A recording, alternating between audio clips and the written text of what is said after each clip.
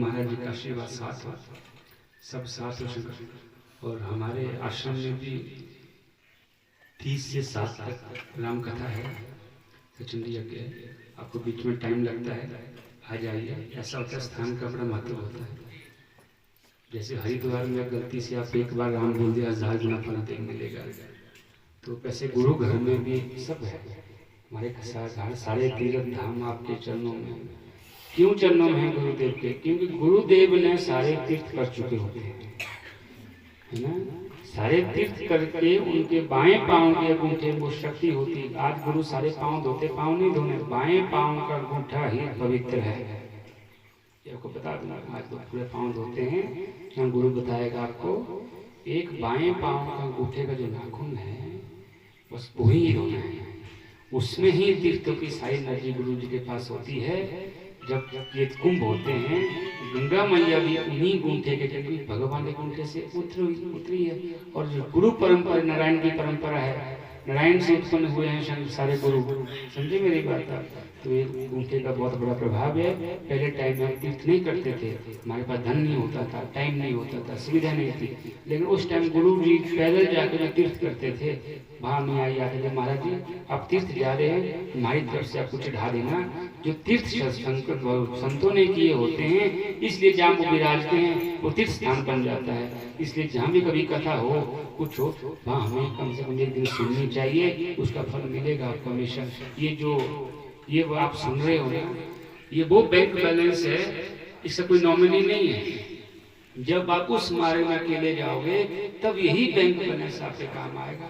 यहाँ आपके हजारों लाखों, उसके बहुत से नॉमिनी हैं, बहुत से हिस्सेदार खड़े हो जाओगे। जब ये वाला जो बैंक बैलेंस आप जमा कर रहे हो, तो उस यात्रा में जाओगे, अकेले जाओगे।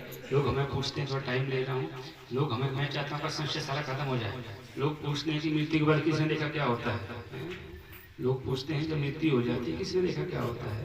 ऐसा नहीं, हम जब सोते हैं, हमारे कहते हैं नींद मौत में निकाल, नींद और मौत दोनों बराबर है। नींद में आप सपने में कभी कूद रहे होते हैं, डर रहे होते हैं, वो जीवात्मा है। मरने के बाद बच्चे का लोग ऐसे ही भुगतना पड़ता है, समझे मेरी बात। जीवात्मा के लिए वो चीज करो। आज पितृदोष है, हर जगह पितृदोष लगे होंगे, आप गए होंगे, पितृदोष पितृदोष है। पितृदोष कैसे होता है? हम अपनी जो जगह जमीन है, हमने उसमें खाना गेहूँ वगैरह बीजना बंद कर दिया है। क्योंकि जो हमारे पितृ होते थे, वो भूमि से बहुत प्रेम करते थे, वो कभी भी अपनी भूमि को बंजर नहीं रखते थे। अगर आप संपन्न भी हो, कम से कम अगर 50,000 के गेहूँ अगर आप खेत में बीजते भी हो, चाहे वो कोई भी चीज खाए, आप पितृदोष से मुक्त हो जाओगे। जब गेहूँ लगते हैं, उसमें कौवे चिंटियां सब अपना हिस्सा ले जाती है, आप अपने आप ही पितृदोष से मुक्त हो जाते हैं। इसलिए अपनी खेती को करो, अपने पूर्वजों के लिए आप पितृदोष से मुक्त हो जाओगे। पितृदोष का करने का नहीं, समझे मेरी बात। अगर हम 20,000 दान दे सकते हैं तो 20 गेहूँ बेचो ना। चिंटियां खा रही है, अपने आप ही अपना हिस्सा ले जा रहे हैं। इसलिए पहले पितृदोष नहीं लगते थे। ये पर छोटी सी चीजें हैं, एक चीज पकड़ के चलो, इसमें से एक चीज पकड़ो, आप हमेशा ही खुश रहोगे। जो संत होते हैं खुश क्यों होते? जब 10 बज जाते हैं, हम अपना सारा जो कर्म है हम भगवान को अर्पित कर देते हैं। क्या जब शाम को सो जाते हैं, हम जो किया हुआ कर्म है दिन का, वो हम सारा भगवान को अर्पण कर देते हैं। और कहते हैं भोलेनाथ, अगर हम सुबह उठ गए तो दोबारा से उसी कर्म में चलेंगे। आज का किया आपके चरणों में समर्पण है। इस धारणा से हमेशा खुश रहोगे। अगर मत सोचो, सोचने की बात नहीं, बस ये होगी अगर आप सच्चे भक्त हो तो ये बोलो भगवान जो मैं करूँगा आपके करूँगा। भगवान कभी भी आपका बुरा नहीं होने देता है। ये गुरु की वाणी छाते की तरह है। अगर हम गुरु के पास जाते हैं, छाते की तरह है। जैसे बरसात हो रही हो, बिना छाते के अगर आप जाओगे पूरा भीगोगे, वो छाता लेकर जाओगे कम भीगोगे। वैसे गुरु की शक्ति होती है।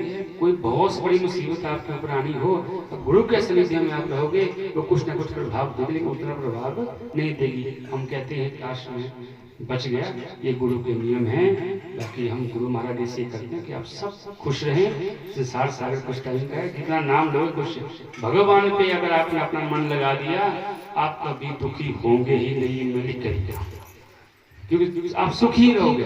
क्यों? भगवान जैसा कैसे चलता है, स्वतंत्रता। संत में स्वतंत्रता होती है, संत में स्वतंत्रता है। क्यों?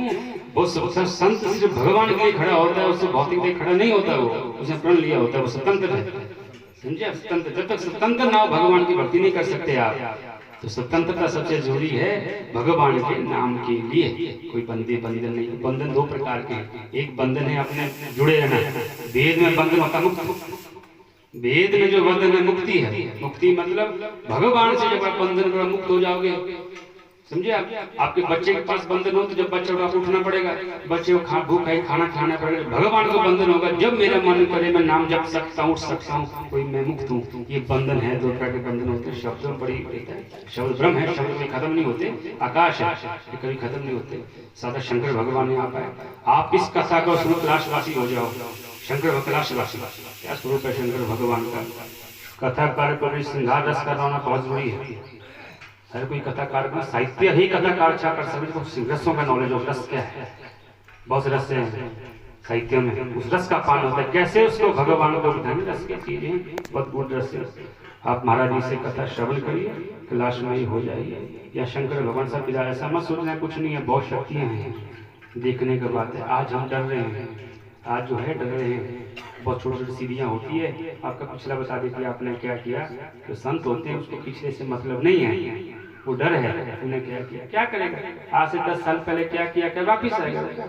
आगे हमने क्या करना है उस पे ही ज्यादा देखना चाहिए। जो संत होता है वो आगे का बताएगा। आज तक आपने किए कर्म है उसको आप यही छोड़ दो, सब खत्म। आज भस्म हो चुके हैं। आप कथा सुन, आपके किए हुए पाप हो गए, पुण्य हो गए, सब भस्म है। अब आप नई जिंदगी शुरू कर दिए, जीने के एक नियम बना दीजिए, वही जिंदगी आपका पार लगा देगी। अपनी वाणी को मैं विश्राम देता हूँ। तो शंकर भगवान को निकालने कीजिए। यही साथ जाने वाला नाम की प्रधान, कलियुग में केवल नाम प्रधाना। तो इसलिए नाम पहले आप नाम देखो, राम का नाम, राम के चरण कैसे थे। ऐसा ना हो कि राम राम बोलते घर में भाई के भाई से नहीं लगता है। दोनों भाइयों को ऐसे नहीं, बड़े भाई छोटे भाई, कैसे भाई रहने चाहिए वैसे। आज बड़े ने घर तो बहुत बड़े बड़े हैं, रहने वाले दो ही है। पहले घर छोटे बहुत होते थे, रहने वाले बहुत होते थे। आज क्या है, पहले खाना साथ खाते थे, वैदिक नियम है।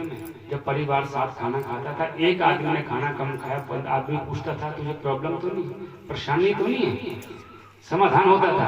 आज खाना इकट्ठे नहीं खा रहे हैं तो हर आदमी दुखी है। सब छोड़ दीजिए गुरु महाराज जी के चरणों में। एक दिन जाना तो है ही है, शरीर है। तो इस सोच भगवान का नाम लीजिए, आप सब प्रसन्न हो जाओगे। ताकि अपनी वाणी को ध्यान देता हूँ शंकर भगवान को, अपने गुरु महाराज।